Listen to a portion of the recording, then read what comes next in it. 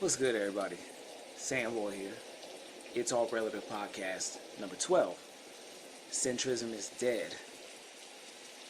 And before getting into the more serious topics, the meat of the issue, I want to address the sounds that you're hearing. So I'm a resident of Southern California. And I don't know if you're familiar with the old, not even old, but the 80s and 90s R&B and soul group, Tony. Hey. But they had a song, It Never Rains in Southern California. It never rains in brown, brown, down, down, down, brown. It never rains in brown, down, brown, down, brown, brown. Avoid a copyright strike in Southern California. So I switch up the melody, a bit of the rhythm too. It's almost unrecognizable, but that's so I don't get demonetized. Yeah, it's a little bop, a classic,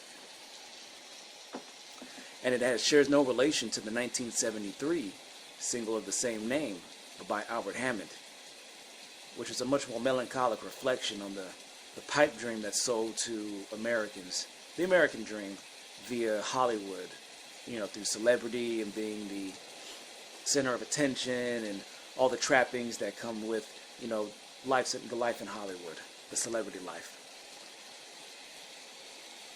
Tony Tones is just a reflection, on the stereotype of Southern California's weather, and just telling this girl he can't wait to go clap her cheeks. But it's done soulfully. You got to remember, they were a soul R&B group.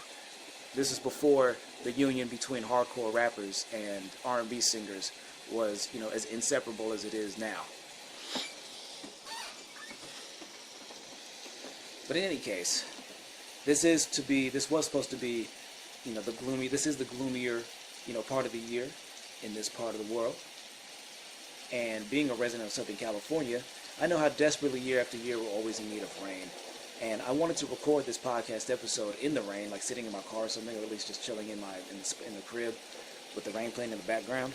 But unfortunately, the weather is too classically Californian, and I've been reduced to using some royalty-free sound effects in the background from YouTube. So if you're listening to the rain and you start to realize, like, man, this shit's starting to sound really like redundant or over, too consistent. It's like, yes, it switches up like every hour and a half or something. It's not like, natural rain. And don't hold my squeaky chair against me. I thought I oiled that bitch. But in any case, so I titled this episode Centrism is Dead. And anybody who's been following my stuff up to this point, you'll recognize, or you may not realize that this is the first podcast episode that I've ever given a title to. I usually don't title them. But I'll just put down timestamps and section off, each of the subjects that I talk about. But it's one of the challenges, one of the things that I wanted to change about, how I create and how I think about stuff is to get more into focusing on stuff from a what's referred to as a high concept vantage point, which just means another way, a much more derogatory way of saying it is catering to is the lowest common denominator, right? And that's when you want to be really insulting and dismissive of somebody's taste or preferences, right, or a particular scene. But really, at the end of the day, really all it means is that making a message that is able to be picked up on by as many different people, regardless of their background. For a minute, I wasn't sure if I wanted to make the full title of this cast just leave it as Centrism is Dead, or add on Long Live Centrism, which is a play off of the old monarchical, the time. And I wasn't sure, and I was going back and forth on the title of this episode and wasn't sure if I wanted to just leave it as Centrism is Dead, or if I wanted to include another half of it, Long Live Centrism, which is just a, much like my awful, reference to the Tony Tone song earlier in the cast, it's a callback to a similar phrase, which was, "The king is dead, long live the king." Obviously, during the time of monarchies in most of the world, many governments, many industrialized nations around the world have a democratic republic where people vote either directly for legislate or for laws and whatnot to be enacted, and for people to fulfill different roles in public office. And then in other occasions, we vote for representatives, right? So monarchies have been largely a thing of the past in many industrialized nations. But during those times, when the monarchies were still stable, hereditary rule was still, the agenda of the day, along with feudalism, it was understood that, yeah, the faces may change, the actors may change, but the roles will remain the same. The same critique can be said of, modern public, governments, institutions. That different players will come in, and every once in a while you have somebody who will try to disrupt stuff, and oftentimes they will be unsuccessful, or they will be excommunicated, they will be targeted by the forces that are trying to keep the status quo, whatever it may be, afloat. And the reason why I decided to just leave it as Centrism Is Dead and just the first half and not include that that second half, the callback, is it was a really fucking close call that centrism, the centrists, also may be referred to as neoliberals or neoliberalism, but I'm not trying to go down that path just yet.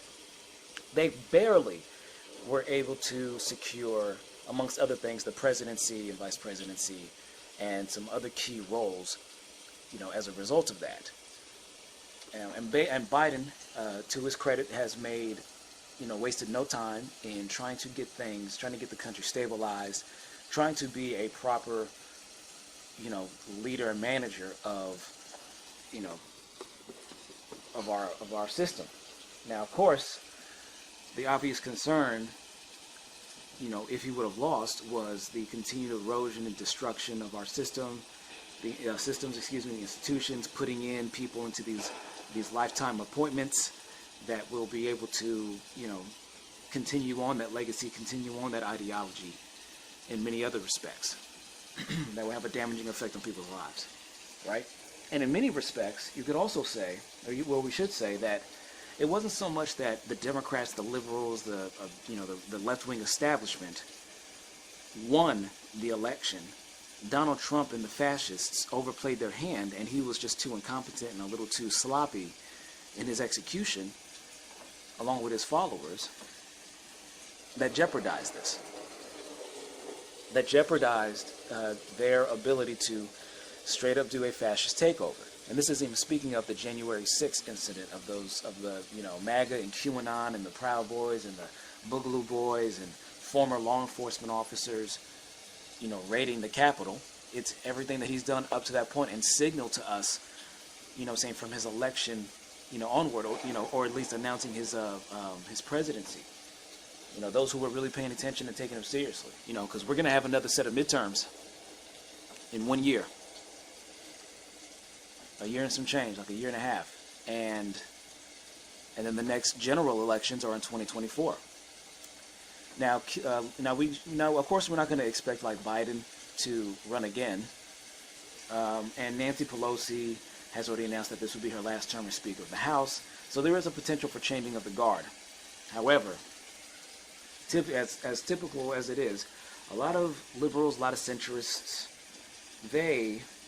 and even those that are just right of center, are taking it for granted that things are going to be stable enough within that time. Now, of course, right-wingers in general are much more antagonistic towards democracy. Some of them are straight up against democracy. They're just straight up fascists, or they want to restore a monarchy, or, or just make things a full corporatocracy, which they are always more friendly with than Democrats, even though they are also very corporate friendly on most occasions. They take it for granted that the center can do it again. If Trump had actually done some of the if Trump had actually had any of those true populist beliefs, and he actually helped improve the lives of people, and helped keep them afloat and keep them from dying and whatnot, and even just the things that have happened within 2020, his response to the coronavirus pandemic. If he would have just changed his response to that and, would have actually helped people out in a real way, pulled all the strings, he could have definitely got his term. He could have definitely got a second term. No questions asked. The Democrats, the liberals were not ready. And even though the and even though the far left and the far right are both minorities within the country, they are the ones that are the most willing to actually do the extreme behavior and move the needle, or the Overton window, as it were. Which the Overton window is just a term for what is the general consensus of, ideas and values and way that we move about. What is the, status quo? How do we measure the status quo? Somebody like a Bernie Sanders is seen as being, a left-wing populist, somebody who antagonizes the center from the left, whereas Donald Trump was the complete opposite, antagonizing democracy in the center from the right. And they each had an impact on pulling the discourse and the set of what people consider the status quo to be in both of those directions. Centrism will always be a thing, right? Because you need most people, or not necessarily need most people, but most people are not going to become engaged and specialized in all these different arenas of life in order to become a radical. And the more comfortable that you make people's lives in general, the more likely it is that a lot of folks are just going to tune out and not worry about, the fine details. As long as their lights stay on, as long as their water keeps flowing, as long as they can keep food on their table, hey, y'all keep doing whatever you're doing. If it ain't broke, don't fix it. And luckily, even though Bernie Sanders and, very progressive, very, hard, you could say far left, political figures, even though a lot of them have not been successful in getting to those seats of power, their ability of affecting the discourse has been monumentally positive and successful, especially in the last 4 years, as Bernie was able to present those ideas, those values, as being as a direct foil to not just Donald Trump and the right wing, but to centrism as we know it. Now, obviously, the sentiment was not felt strong enough to get him through the primaries, and that was partly because of the corralling of all the wagons, the corralling of support by the media, by the establishment, other political Democrats in the primary who have fell off, who couldn't even secure one state, around Joe Biden. But there was also the lack of support from our black elders, primarily in the South. Early in that primary, Bernie was, doing really good, and it's a good thing they weren't flaunting it too much, because when they had to go hit the South, when it's time to hit the South and parts of the Midwest, they were seeing that yeah. And it's not that black, and just to be clear, it's not that black elders weren't familiar with who Bernie is or what he's done. It's not that they don't even dislike Bernie. Because you talk to a lot of black elders, or that, surveys done and just, listening to them, they say that, yeah, while they like Bernie and obviously they're in simpatico with him and all the things that he wants, that pragmatic side kicks in. And when they ask, okay, who do you prefer, or who do you think could actually win against Trump? And it was like, they got to go with Biden, And the thing is, I'll give credit to the institution, to the centrists, and to the neoliberal establishment. They've been able to keep this ship afloat, not from just dumb luck, but because they are calculating, motherfuckers, and they know how to make certain deals. The fucked up thing is, and why centrism is now being shown to be so, the thing about centrism that's happened, and why I decided to title this shit, Centrism Is Dead. Yes, this is an expression of how I would prefer things to be. Without a doubt, I am biased. I definitely prefer things to not be centrist. Because the problem with centrism that has been uncovered for so many people is that when you have figures in a system whose primary goal is to keep it afloat, no matter how many people you have to throw into the gears of the machine as fodder, that becomes a problem. And it was really underscored during 2020, obviously, because everybody couldn't be at home. You had the combination of the response to the police and their usual fuckery, and then you also have the economic conditions getting worse for more people than it ever have before. Many people who were eating just fine, whose water was running and whose lights were staying on, suddenly found themselves in a predicament, either because they were finding their shit getting cut off, or that because other people stuff was getting cut off, they couldn't receive whatever payments saying that they were expecting from them. And it just fucked up the whole chain. But with that, and then also coinciding with the political election, very heated, very heated sequence of events, a lot of people watching very closely from a bunch of different camps and perspectives, it made people realize just how incompatible some other people's views are. Straight up. Centrism is, by definition, in any sense of the word, is existing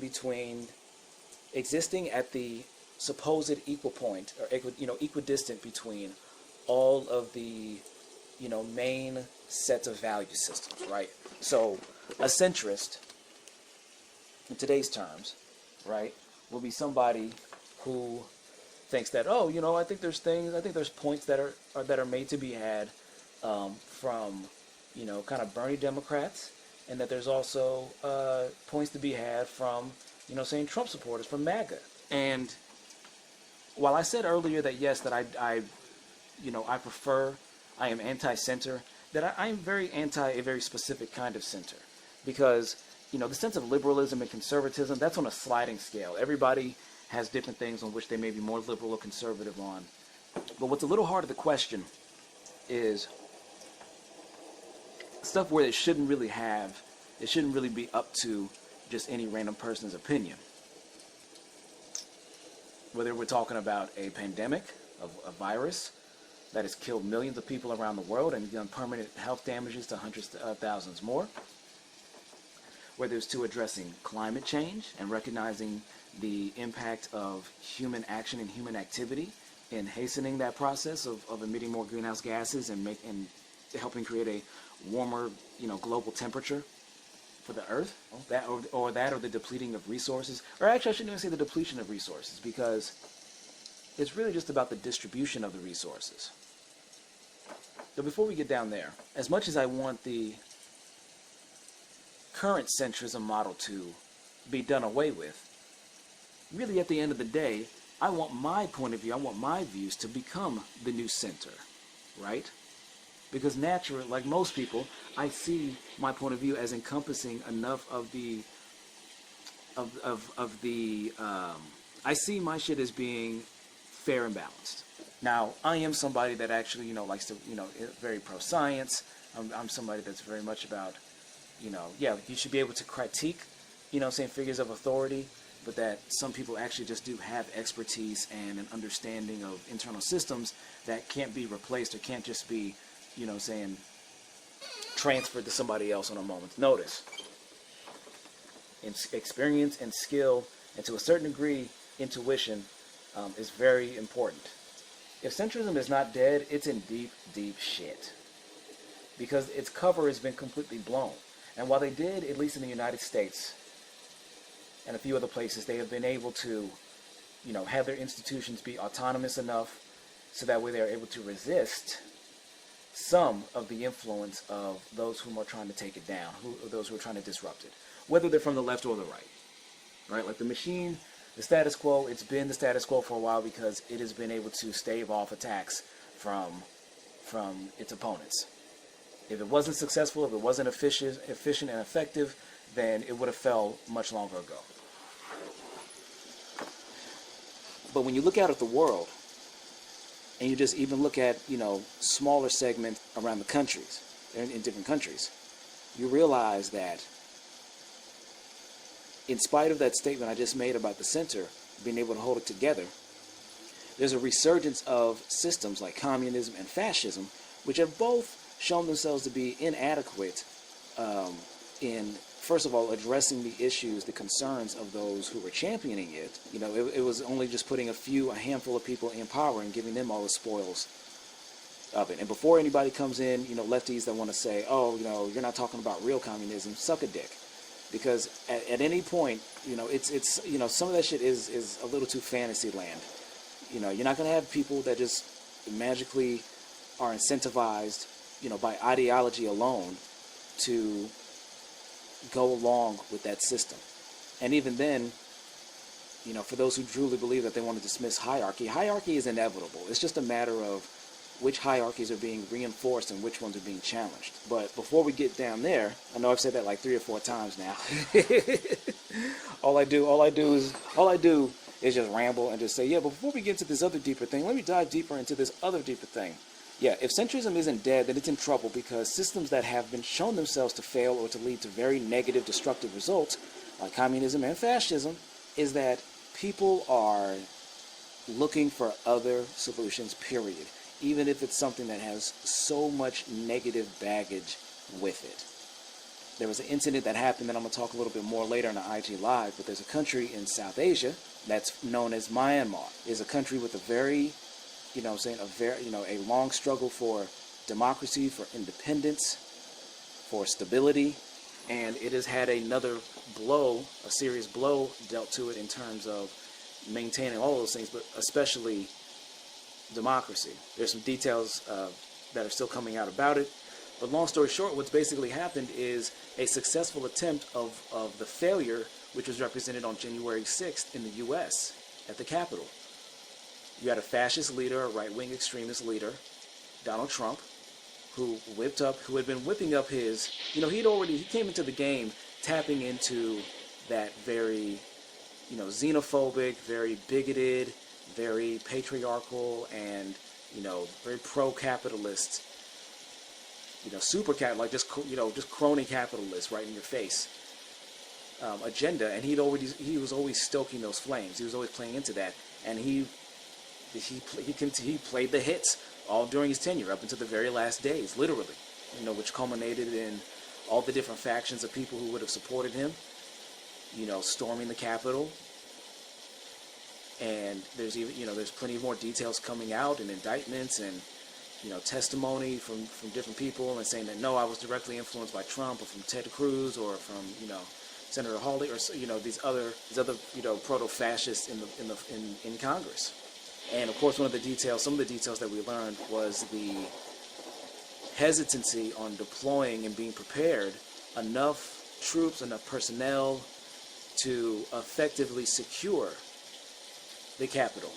And then, mind you, had some of these same Congress people, these fascists in there, these right-wing extremists, that were literally tweeting out the locations or sending messages of the locations of the senators while they were like in underground tunnels and trying to flee. Ocasio-Cortez, she just uploaded, she did an IG Live where she described, the trauma that she's, as a sexual assault survivor that she experienced, and how when she was hearing somebody bang on her door during the time of the storming, how she was triggered.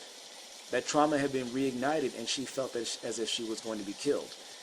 And mind you, there were plenty of figures who went there armed and with they explicitly went with the intent, of if not killing some of the Congress people, then definitely at least assaulting them and kidnapping them, and probably holding them in some makeshift tribunal, their own tribunal, which then they would probably be punished with execution. Let's be honest here. That's how those people roll.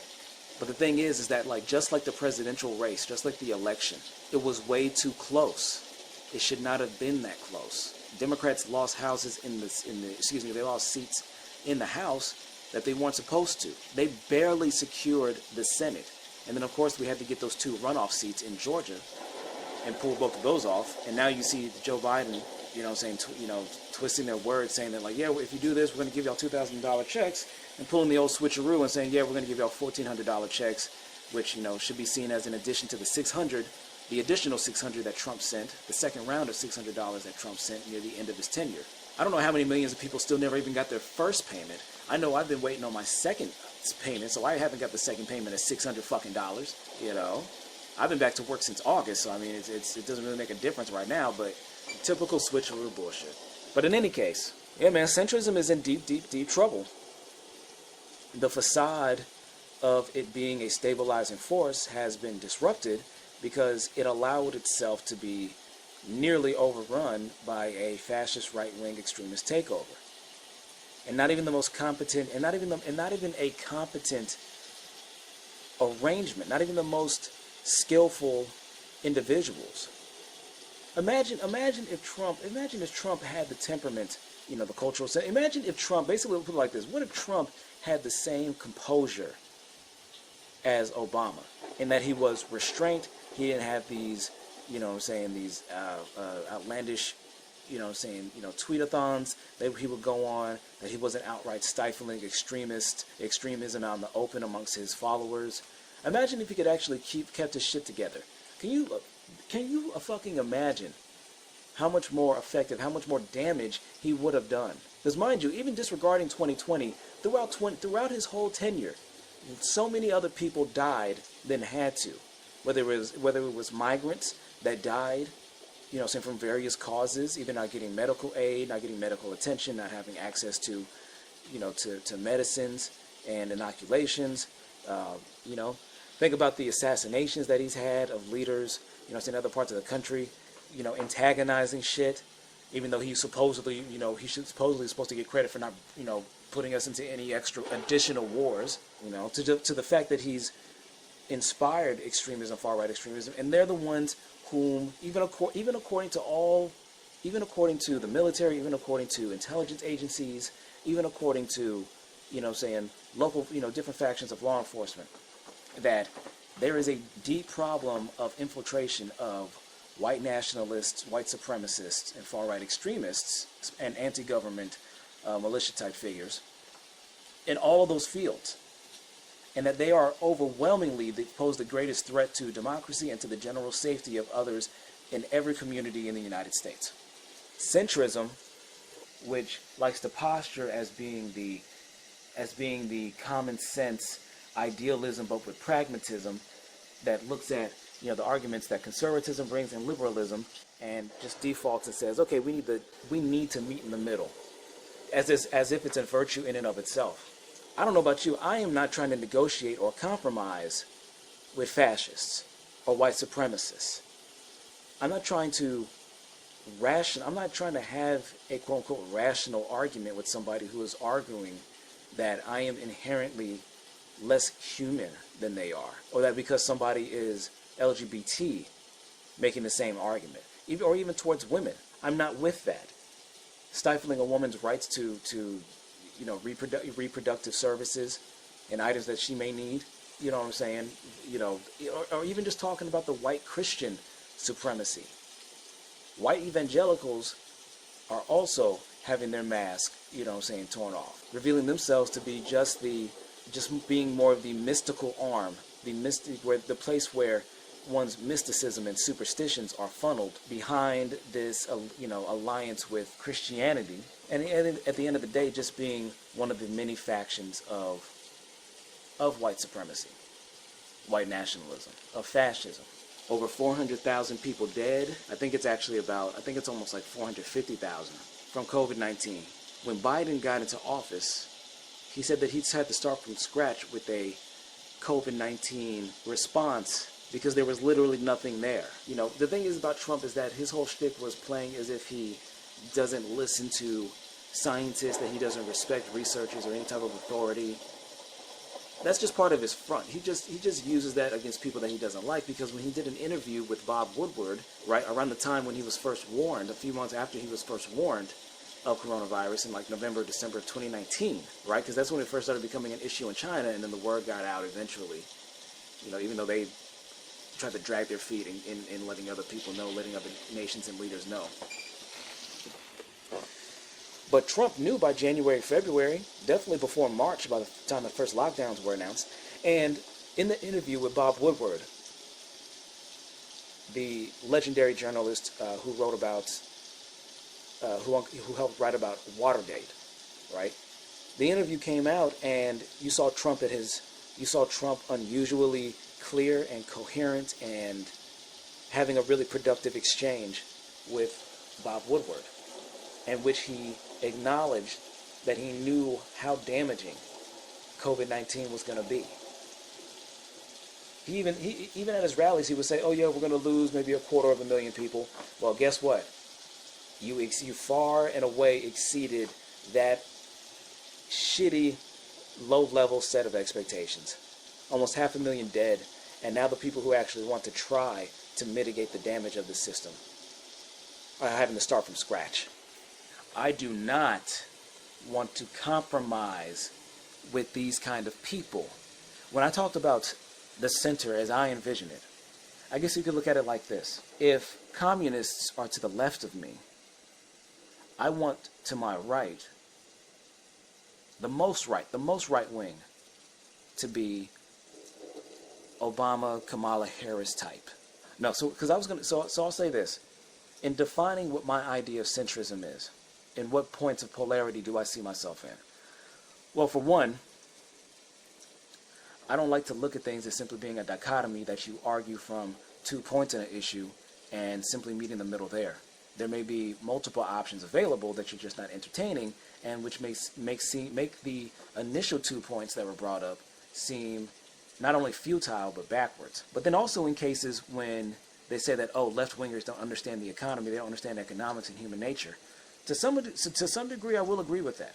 There are plenty of lefties who are in denial about human nature, certain elements of human nature, and also recognizing the fact that economics is a real thing, and that we need to always be concerned about, making sure that keeping up levels of productivity, keeping up levels of incentives, and catering to all these different needs and whatnot. You need that to keep a robust system that has this available funds, and that has this abundance of stuff for people to develop into all the different things which make life livable, quite frankly. But I don't buy the idea that you have to have conservatives or right-wingers at the table just because they're right-wingers.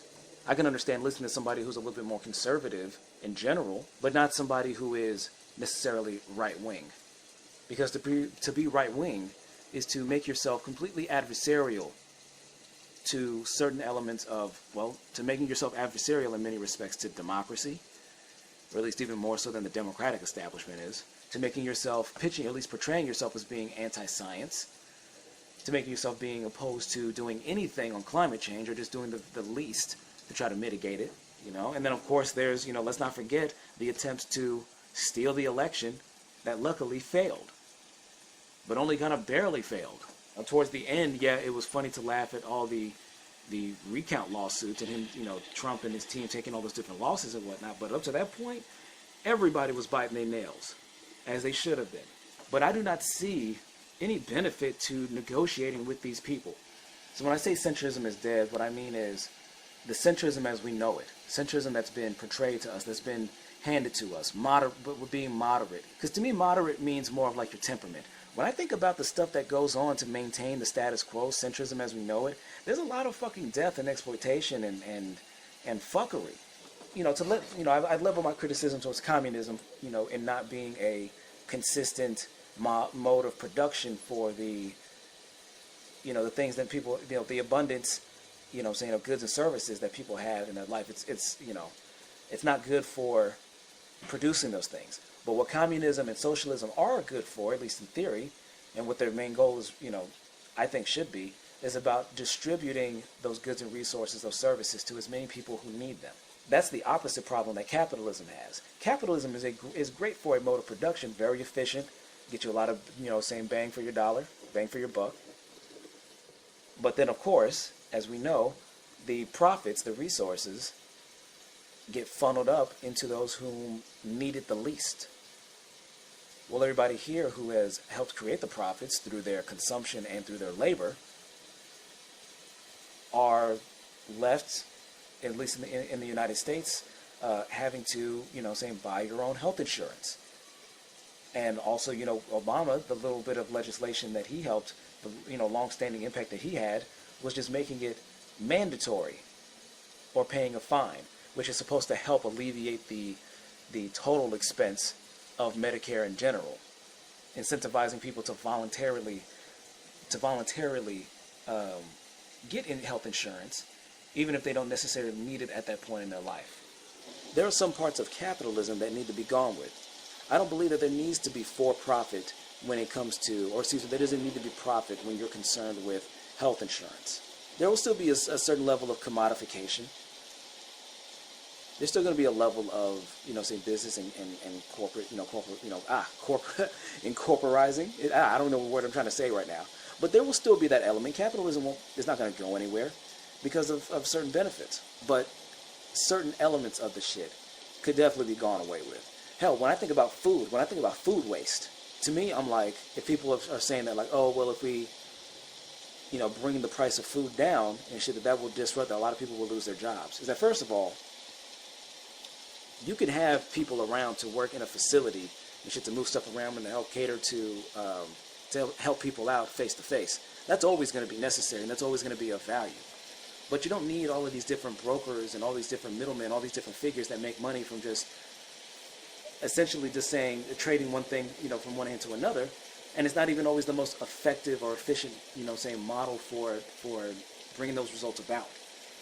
Because that's the thing with corporations, right? They're seen as being much more efficient than the government. While the government, you may like them, making our roads and building, infrastructure and certain programs and whatnot, and protecting people's rights.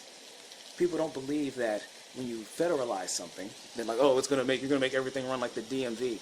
It's like, no. DMVs are not taking orders directly from central command and the federal government. It's just a certain standard of protocols and expectations. Even government facilities are going to have to deal with local or native issues, concerning work ethic, concerning overflow, concerning, bad infrastructure and technology, all these different things. And they give corporations too much credit. So what's the point of generating all those profits and having such an efficient mode of production when it's only going to benefit those who did the least in contributing to that pile? More and more people are starting to wake up to that shit too, and realizing that whether you look at center left or center right, that the status quo, as long as it relies on it relies on citizens working for a wage in exchange for giving up the bulk of the wealth that they create, the value that they bring to the table, but then you can't give them health insurance, or they can't keep their rent, and you're you're negotiating on $2,000 checks down to $1,400 and whatnot. People get sick of it. People get sick of the centrism. They realize that, that this center, as we know it, has got to go, because literally so many people are starving to death, losing their homes, dying of disease, on top of the usual bullshit every day: police violence, hell, just regular violence, just regular people on people violence. Violent crimes are going up. Let's not, if you're a liberal, if you're a left-winger or something, like, don't pussyfoot around this. Acknowledge what it is. People are violent. That includes people that are being marginalized in society. Being a marginalized person in society doesn't automatically mean that all of your intents are good, or that you just don't know any better, or that you should just be, forgiven for the fucked up things you do. Plenty of marginalized people, marginalize one another and bully one another, and that shit ain't cool either. Same thing with lefties and authority figures, or like the police. I am not a police abolitionist. I don't want, so what? So you want to set up so here's the thing, here's the problem, is that, so people talk about, like, oh, the history of police was as slave catchers. It's like, okay, and that the discrimination towards black people is continued and practiced by those, whether they be white or not white, because it's a general stereotype that exists about, black people, and especially younger black folks, and their, proclivity towards, committing violence and abuse and stuff like that, right? I'm not one of these goofy lefties that believes that, oh, because an organization was founded and has done negative things, that means you get rid of the thing in general. I don't want a random coalition of people just from around the block who have their own beefs, who have their own, biases, and don't go through any type of standardized, procedure for vetting if they're actually fit for this line of work. Because no matter what your value system is, no matter what code that you have, you're going to need somebody there to enforce that value system. And that doesn't mean, and the qualifications for being an enforcer, and of course this is the criticism that we of course make of the institution as it is now. But the thing is, the issue isn't then just getting rid of every single cop that exists or closing down every single prison that exists, because there's still going to be people who do these really negative, nasty fucking behaviors, and we're going to know that they did it, and the longer that they stay out in the general public, the more harm that they're going to do. No, I want enforcers whom are not incentivized to just pick on poor people, because if the right rich person actually gets treated fairly under the eyes of the law, that they can get a judge out their seat, or that they can get a cop to get booted out the union, lose their rights, lose their defense, and all that shit. But that cops who are, perpetuating the violence, perpetuating the bullshit, or just being able to skate with, either committing domestic violence or then themselves operating like a gang, dealing drugs or any type of corrupt fuckery, or even just more bureaucratic shit like fudging reports, or the whole ticket quotas thing. There needs to be, disruptions to that. But that doesn't mean getting rid of the police. That shit that happened, that autonomous zone that happened, what was in Seattle? I forget the name of it. But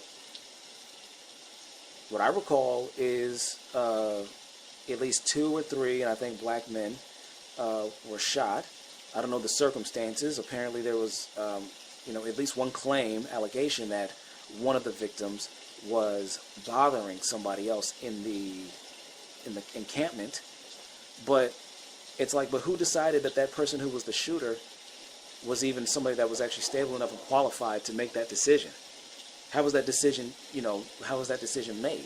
And I know some shit is just going to be like, oh, last minute, spur of the moment, like, if somebody's got a knife out, or somebody is like, looking like they're going to cause direct harm to somebody, you're not exactly going to sit there and be like, okay, I want you to count to 10, count by 10 and shit, and just breathe. De-escalation don't always work. No, you can have enforcers of the law who don't have to worry about ticket quotas, where they don't have to worry about, confiscating a certain, they don't have to worry about meeting these arbitrary goals, in order to keep their job, and in order to worry about keeping the common peace. And they also won't have to overlook other bullshit and fuckery that they see, with the fear that they could also lose everything, including their own life.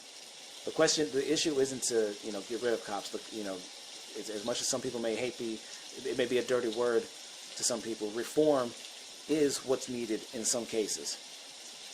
And in other parts of life, you need a revolution. And even then, a revolution isn't something that just happens one day and then, it's over. Like, the thing is, there have been tons of revolutions that have happened in the United States. I would say that the easy credit the easy credit and relying more on debt, people going into debt.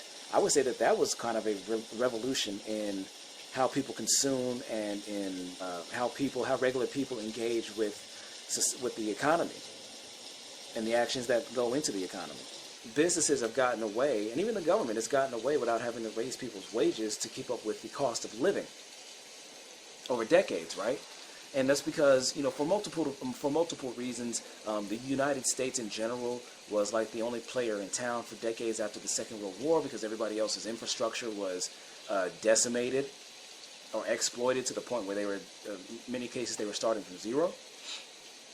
But by the time the 70s, the oil shock had happened, and this was when, when we were still getting a lot of our oil from the Middle East, and, in steps, one of the most influential figures now, OPEC and, different figures from the Middle East are now saying that, hey, we got some leverage, we got some money, we have our own, shit, going on, and you're going to have to meet us in the middle.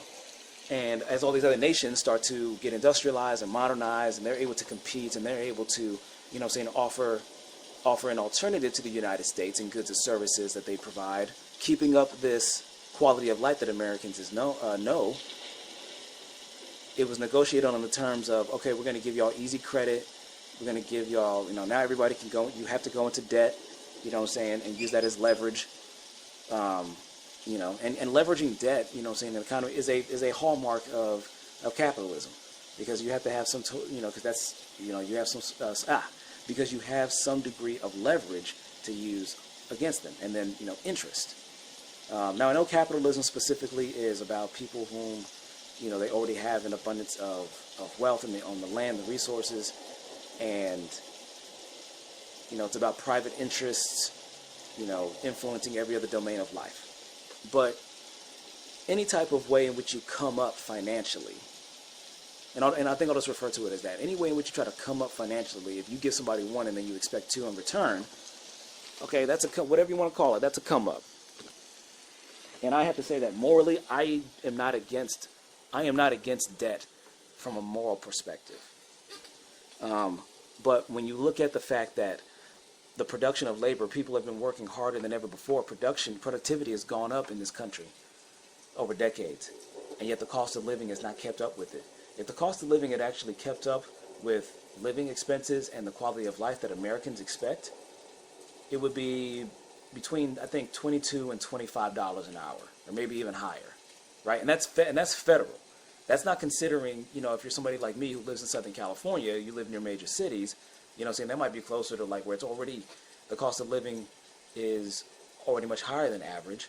So it might even be closer to like $45, $50 an hour, for a single person to live like in the, general domain of the cities. And so that's why, so centrism is in trouble, and it's great to see that Biden is making some, he's making do on some of his promises and at least setting a precedent, because I know a lot of people that they were looking at the alert that Biden says that, hey, the federal minimum wage is going to be raised to $15 an hour. It's currently $7.25.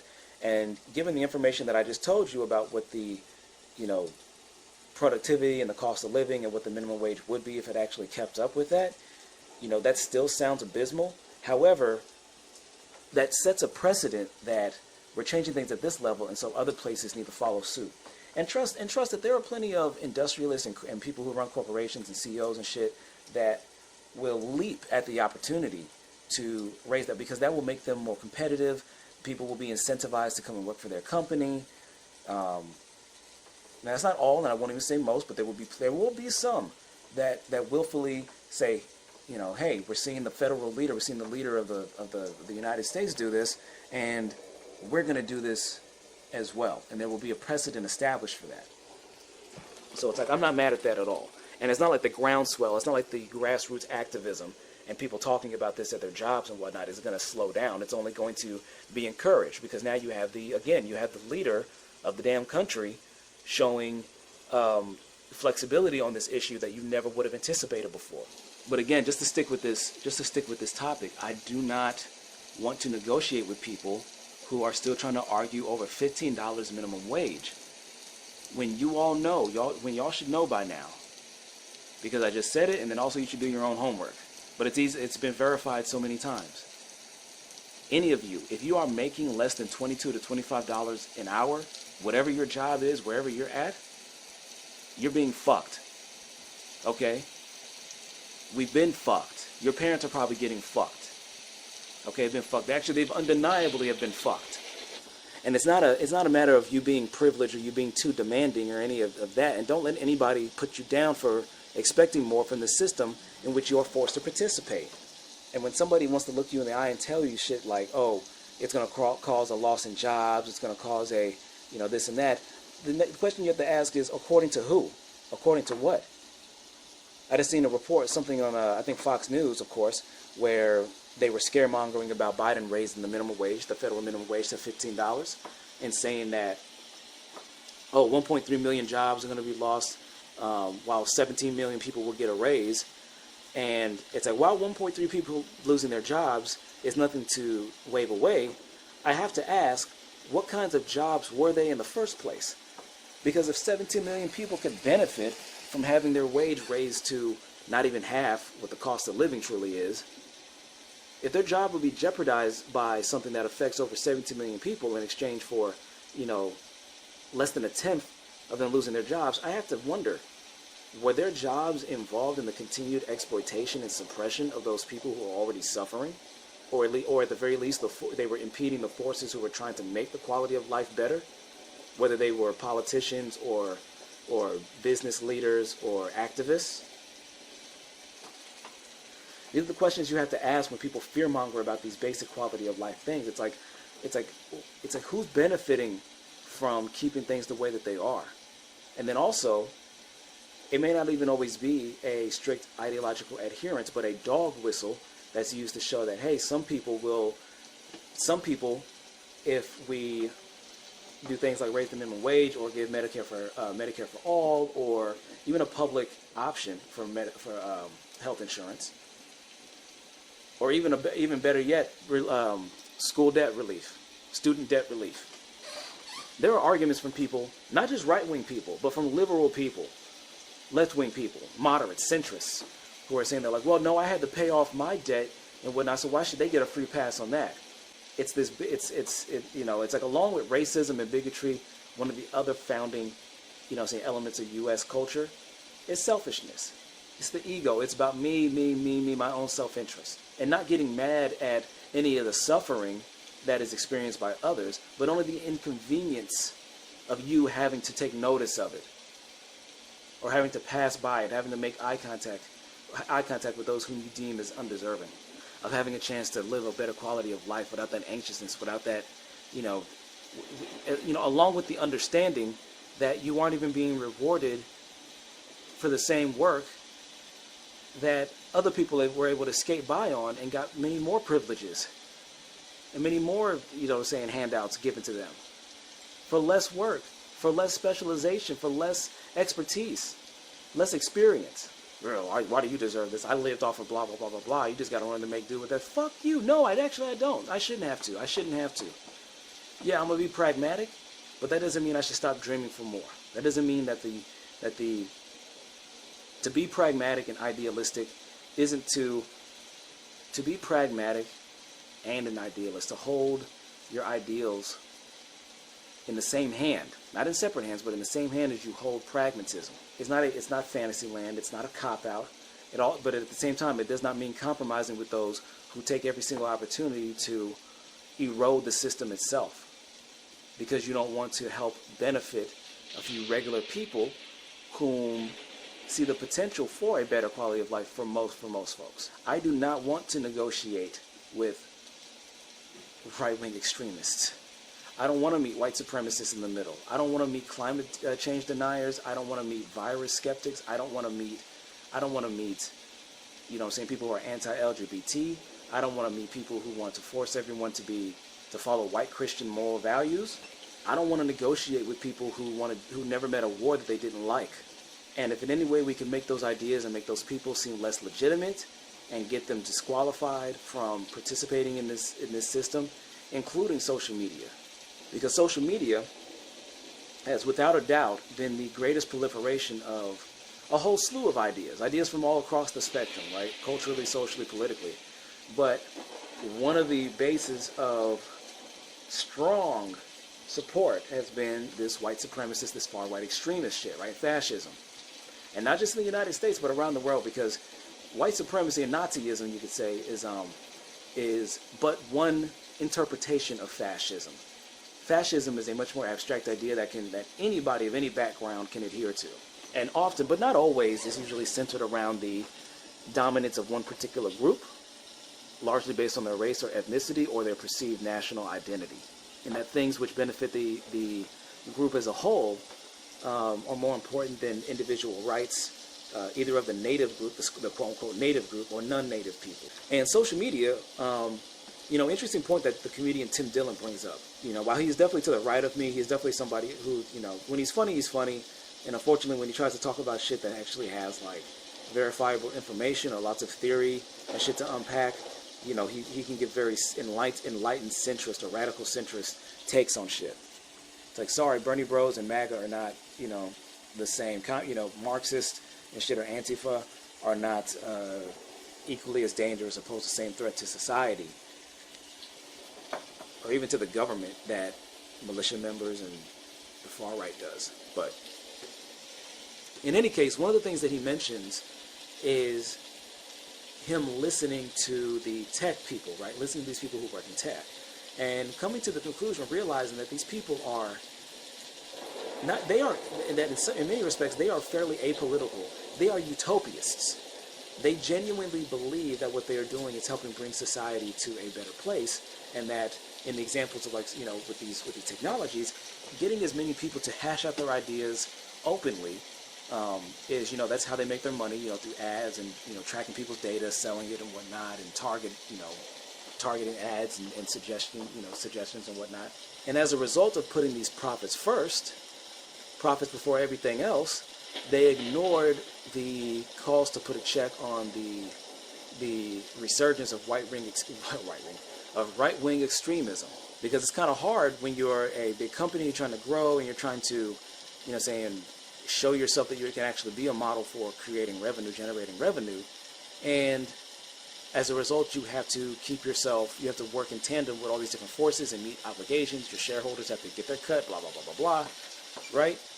You have to hit certain benchmarks. And so when you recognize that that your ship that you're sailing and everything is like hitting some fucking whales and it's crashing other people's boats and it's disrupting the water and just dumping a whole bunch of fucking sewage and bullshit into the water and everything, it's like, well, this is still your job and you got to keep, the ship afloat. It's really just kind of a different example of the same thing with politics. That, you find yourself in charge of the ship, and even if you're somebody who recognizes that there's a lot of fucking problems with it and that maybe we should try to divert it, you realize that it's, in many cases, damn near fucking impossible.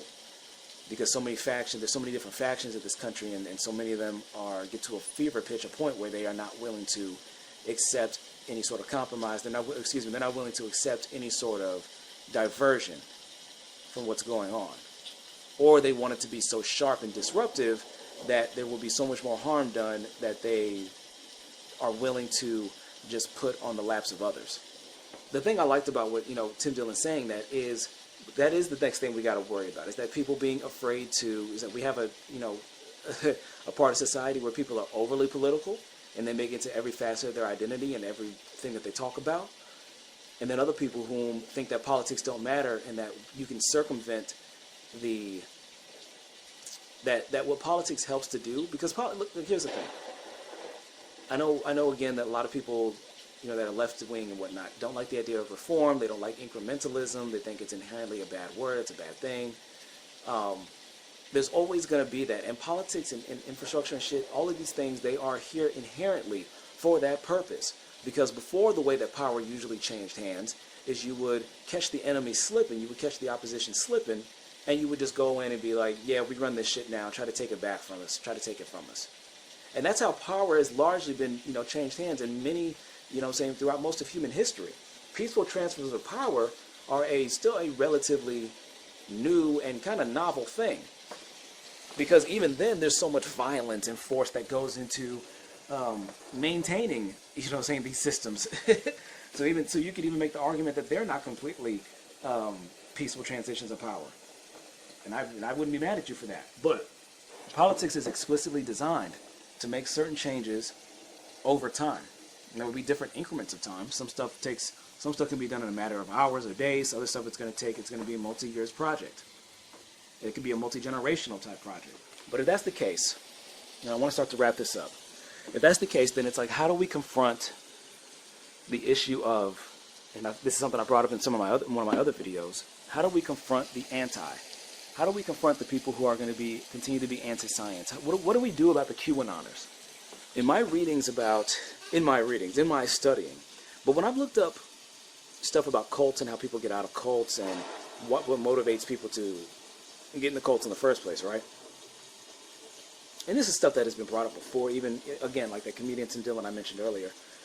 This is something that he's, delved into and it's something that's easily identifiable, but that a lot of people who get into cults, whether it's that Joe Exotic, Tiger King, bullshit, whether it's like Scientology, whether it's, QAnon, or conspiracies like, COVID, related shit, anti-vaxxers, skeptics of the moon landing, and other, y'all know the fucking conspiracies at this point. What I've read about it is that it just as it's been a gradual decline, or not a gradual decline, but just as it's been a gradual process of that individual identifying with the cult and those values, it's going to take time to bring them out.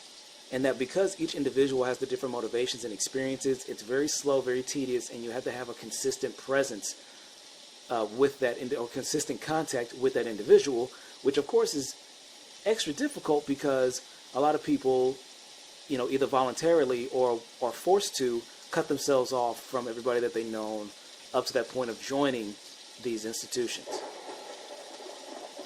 And it's explicitly because you don't want their minds. In order for the cult to work, you need people to blindly believe that what you're offering is the only solution, or at least the best solution, and they can't be swayed by differences of opinion. But then there are some people who are just, they're far gone, they're deep into it, they're heavily invested into it, and I don't think it's necessarily because like of cognitive dissonance, like, oh, somebody has to ignore obvious contradictions in their own shit because to do so will cause a major, moral or psychological dilemma to themselves. I'm so like, not to say that shit isn't present, but I'm just kind of getting sick of accepting that as being the most common response. Because just like when it comes to racism or homophobia or any of these other types of bigotry or misogyny and whatnot, they reflect, because the thing is, you can put information in front of these people or try to talk to them about it and they won't change their behavior, because the way that they're acting and the values that they're expressing are a reflection of the reality they want to live in. You could tell somebody doesn't have to believe that being gay is natural, that being homosexual is just as natural as being heterosexual, and it's really just a roll of the dice on, genetic factors and certain environmental factors. I lean much more on the accepting it as just genetic variation, because you have to think that like that could also just be seen as like a population check. You know what I'm saying? On a group of species that normally reproduces quite a bit, and then also the the values of the values, but that like being gay in society, the things that it makes you cognizant of, the way it makes you look, that perspective is also extremely valuable, and that we all could have something to learn from that subset of society, just like any other, right? But the thing is, you don't have to genuinely believe that being homosexual is a negative thing. You could just want to continue the reality of treating them lesser, not having to pay them as much, or being able to shun them, not giving them employment opportunities, or not selling a home to them, or whatever. I think people really got to come to grips with the fact that, yeah, we should always be trying to hold out the leaf, the figurative, fig leaf, and approach certain people, as doves, and as long as they show some reception to a difference of opinion.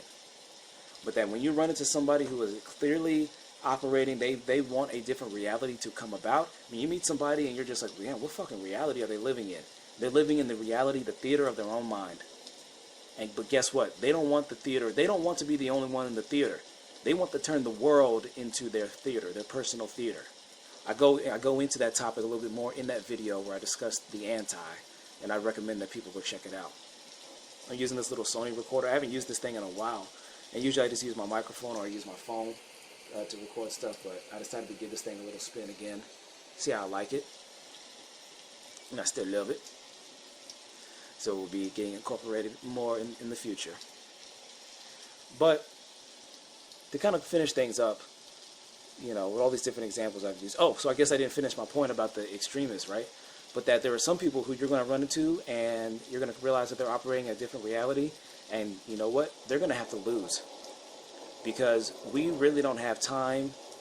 I mean, if you paid attention to anything that's happened this past year, the past several years, or even the last decade, looking at saying Obama's presidency and whatnot, or even George W. Bush's, if you have had any awakening about society or culture or politics or technology or philosophy in the last, whether it's the last 6 months or the last 10 fucking 20 years, you have to come to grips with the fact that we are living in an escalating time in human history where that sense of urgency is only going up more and more and more, and that things are becoming so much more unpredictable, so much more disruptive, and there's never 100% solution to any dilemmas in life. While there's always going to be growing pains with getting acclimated to new ways of thinking, or getting along with new people, or learning about different customs. So some people simply have to lose.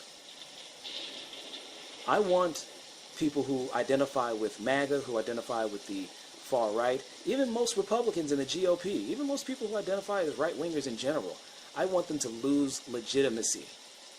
I want them to lose their ability to bring about those values and the reality that they want to instill in the rest of the country and the world. I want that shit to lose.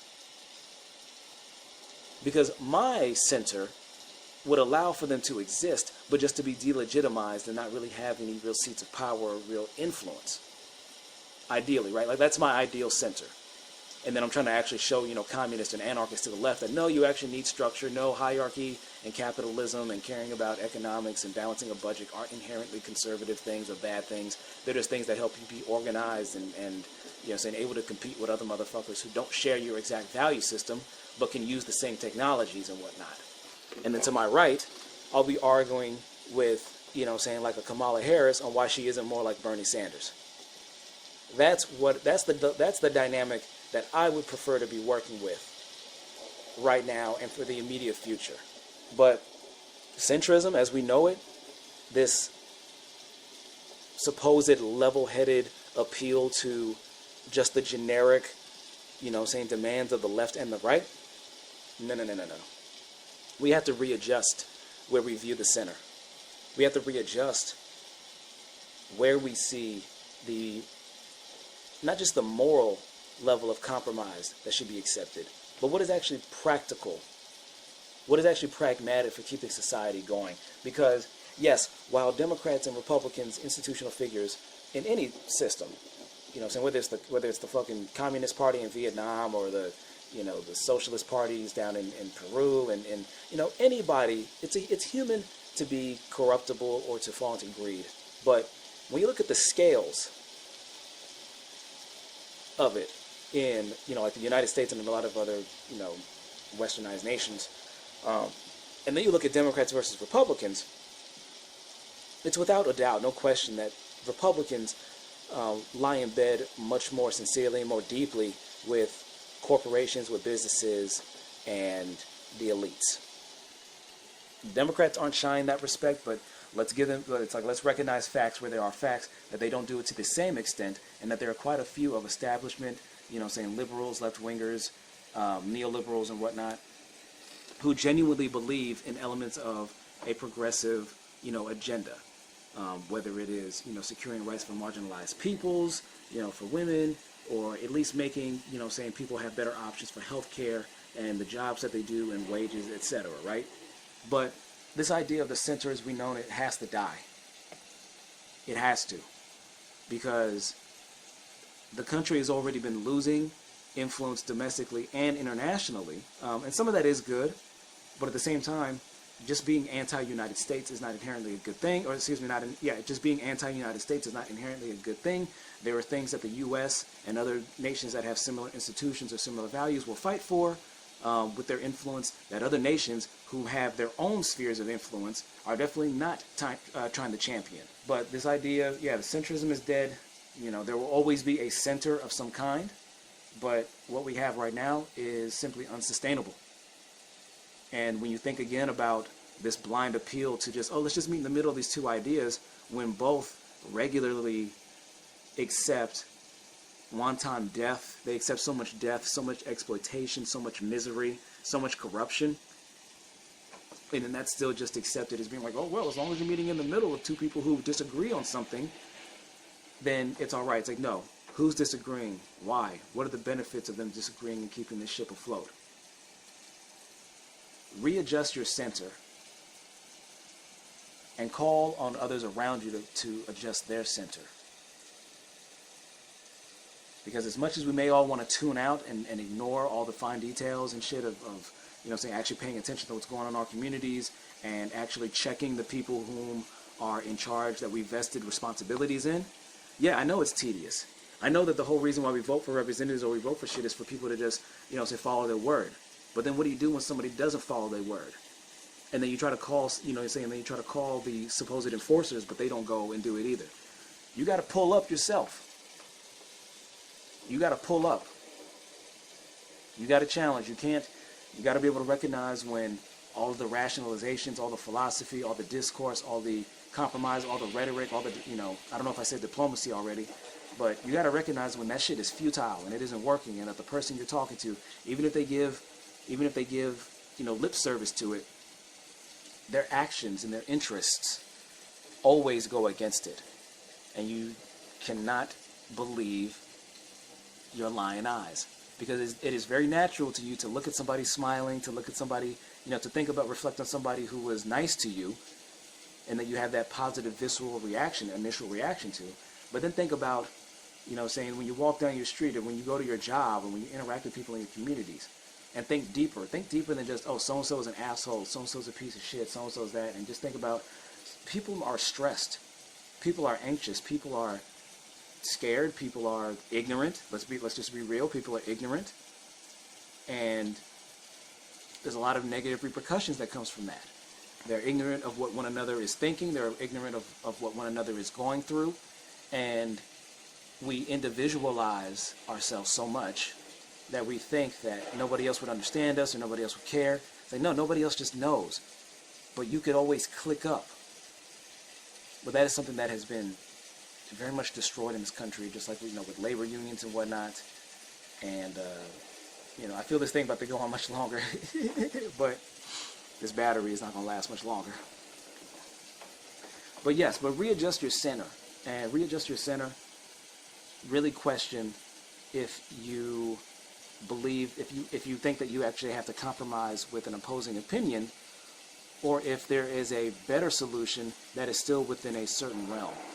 Because like I said, I don't want to be trying to compromise with nobody who's to the right of Kamala Harris, quite frankly. As far as like a major political figure in U.S. politics. You know what I'm saying? And then, I'll be arm in arm with AOC and with Bernie. You know what I'm saying? And even then, I'll be like pushing them to be like, hey, y'all, let's do a little more. We can do a few other things. But I'm not even going to hate. They put in the work. They know what they're supposed to do. And the rest of us got to follow suit, because at the end of the day, part of the reason why we're in this fucking mess is because a lot of us were asleep in different ways and to a lot of different things, myself included. And that doesn't mean everybody needs to go outside and go and participate in demonstrate in that shit. But in the domains in life in which you operate, in which you're familiar, in which you could have some influence, play the game. Because you're only going to be able to make those long-standing changes that you believe in when you have the power. Power only matters if you have the ability to wield it, whether from an individual basis or from a group basis. But without it, you're just trying to negotiate or trying to attain the power. That's it. You're either trying to get the power or you have it and you're trying to keep others from taking it away from you. That's it. No matter what the cause is, no matter what the value system is, that's what it is. So whatever domain in life in which you see an opportunity, you recognize an opportunity, and maybe you have to push yourself, maybe you'll have to sacrifice a few things, some indulgences or just leisure, but that in exchange, you're going to be able to help shape that part of the world, that part of your life, closer to what you always wanted to be and what you know it could be if the person who was already in charge actually just had the guts to accept the fact that the status quo, the center, is dead and that it should remain dead. This is Samboy. It's All Relative Podcast number 12. Talk to y'all later.